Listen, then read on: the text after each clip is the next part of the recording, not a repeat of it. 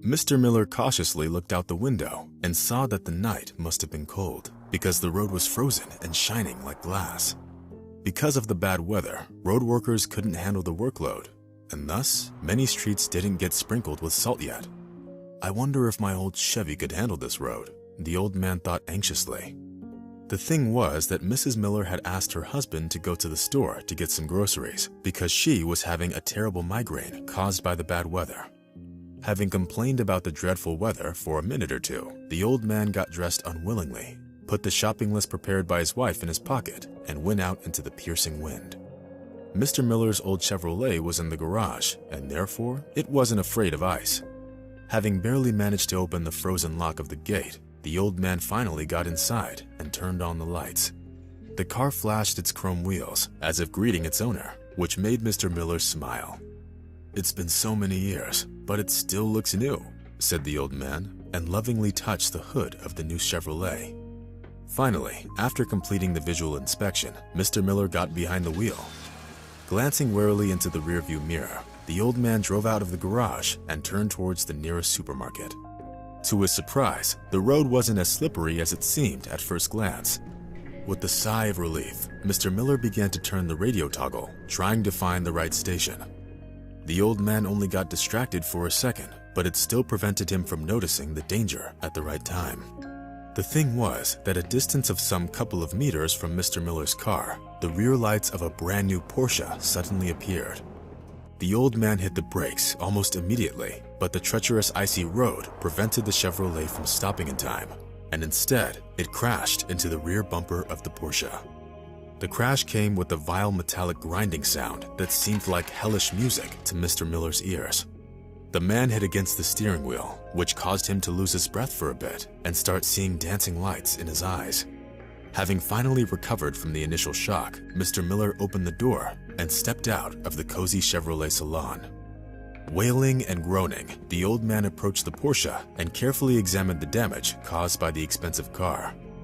There was a deep scratch on the hind wing that looked like an open wound from the side. "Well, that's it. My quiet life is over. It will take me over 5 years to pay for the repairs," thought Mr. Miller sadly, wiping sweat off his forehead. As if to confirm his words, the door of the Porsche suddenly opened, and a tall, respectful man in an expensive suit appeared in front of the old man. "He's definitely rich, maybe a businessman of some kind," the thought flashed through Mr. Miller's head. Meanwhile, the man from the Porsche began to examine the damage done to his car, completely ignoring the old man. Then, the Porsche driver frowned and muttered to Mr. Miller, "So, let's see your documents." The old man obediently handed his driver's license over to the man. The Porsche driver unhurriedly took a smartphone out of his pocket and took a few pictures of the scene of the accident. He also didn't forget to take a picture of the old man's driver's license. "Okay, that's it for now. Go home and wait for some guests. The car will need to be repaired," said the stranger with an icy tone, and gave Mr. Miller back his documents. Then, without saying goodbye, the man got into his Porsche and instantly disappeared into the highway traffic. And the old man clutched his driver's license and slowly went back into his Chevrolet, which had a dent in its front bumper and a broken headlight. Tears welled up in Mr. Miller's eyes, and his heart skipped a beat as he thought of how much he'd have to pay to repair the Porsche. Instead of going to the store, the old man returned home with the bad news. Seeing the dry blood on her husband's head from the nose injury he got from the collision, Mrs. Miller began to fuss around him, trying to apply ice to the bruise. But the old man removed his wife's hand, and with a sad sigh, told her everything as it was. The old couple spent 2 long days anxiously waiting for the guests, fearing every rustle outside the window. The only thing that helped them fight off the anxiety were a handful of sedatives. What are we supposed to do now? How will we pay for the repairs of this expensive car? We'll probably have to sell the house. There's no other way to pay for the car, lamented Mr. Miller. The old couple lived very modestly by any standard and never had any significant savings. In response to her husband's worrying, Amanda Miller sighed softly and added that it never would have happened if their son Stanley was alive. Unfortunately, he passed away 20 years ago. For Mr. Miller, it came as a painful reminder that he never found the time to make up with the son before he died. Sure, it was a stupid argument, which happened out of the blue. Many years ago, Stanley gave his father an '80s Chevrolet for his birthday. Expecting Mr. Miller's skepticism, the young man explained that the car was suddenly completely new. Moreover, it kept a big secret under the hood. It had a boosted engine and parts taken from the best cars of all time. But Mr. Miller didn't appreciate the gift because he was hoping to get something more expensive, like a Cadillac or a Ford. And no matter how long Stanley explained that it was only the body of the Chevrolet that remained in the car, which all other parts were from better, more expensive cars, the old man was adamant. First of all, the caring son wanted to protect the old man's car and make it reliable and comfortable. But despite all of Stanley's arguments, Mr. Miller decided to sell the Chevrolet, which offended the young man very much.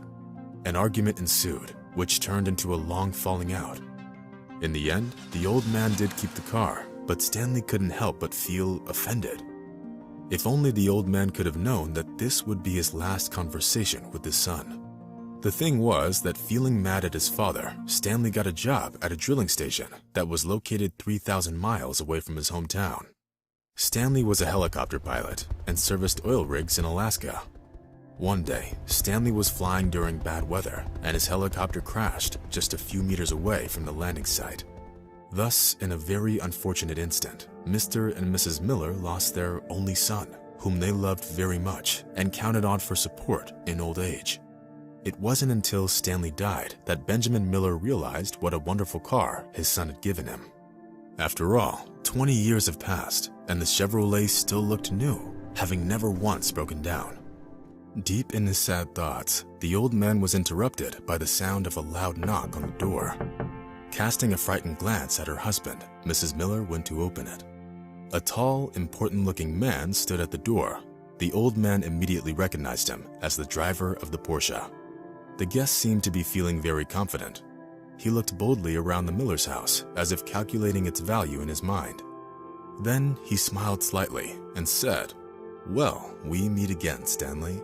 I've been looking for you for a long time." Mr. Miller got even more agitated when he caught the stranger's gaze and realized that he was looking at the picture of his deceased son, which was standing on the nightstand. "Hold on. Did you know Stanley?" whispered the old man, surprised. "I sure did. And not only did I know him, but I was also his best friend. But it's a long story." "Mrs. Miller, would you mind making us all some tea?" asked the guest, making it clear that he had come with good intentions. A few minutes later, sitting in the kitchen over a cup of tea, the man told his story. As it turned out, his name was George Anderson, and he also served as a contract pilot at one of the drilling stations in Alaska. Despite the fact that Stanley was from Maine and George lived in Colorado, the young men quickly became friends. They often piloted flights together. On that ill-fated day, when Stanley Miller died, the two friends were also together. The weather was awful, with squalls of strong winds, but nevertheless, the pilots had to make a flight because one of the workers at the station had an attack of acute appendicitis and he urgently needed to be taken to the hospital. Stanley was piloting the helicopter that day. It was probably thanks to him that the co-pilot and the sick passenger managed to survive the hard landing on the unprepared field. Stanley asked George to stay with the sick worker while he tried to maintain the gained altitude. Unfortunately, Stanley didn't succeed and the helicopter crashed. George broke his leg, while the sick worker got off with only a scar. Stanley died before the arrival of the doctors. Before his death, the pilot managed to ask his partner to find his parents and ask them for forgiveness. These were Stanley's last words. Even when he knew he was going to die, all he worried about was that he hadn't made peace with his father because of the ill-fated Chevrolet. George Anderson spent many months in the hospital, as his injury turned out to be rather severe. After being discharged, he had to forget about his career as a pilot. Who would want to hire a limping pilot? Over time, George's limp became almost invisible, and the man adapted to his new life by going into business. Of course, he tried to find Stanley's parents, but all his attempts were unsuccessful. Moreover, he didn't know their first names, only their last name. It was almost impossible to find them. Finally, tired of worrying about, George decided to drive to Maine and find the family himself. Moving from city to city in his Porsche, The man checked the data of the archives, trying to find the people he needed. Finally, fortune smiled at him in the face of Mr. Miller, who crashed into his car in his Chevrolet. After hearing George's story, tears came flowing down the faces of the elderly couple. They still couldn't believe that they actually just got the message of their son, who had died 20 years ago. Feeling very emotional, the old man hugged George, who was a friend of his son. Now, the Miller family was feeling much better, knowing that their son wasn't holding a grudge, and thought hopefully that he was watching from up above and smiling.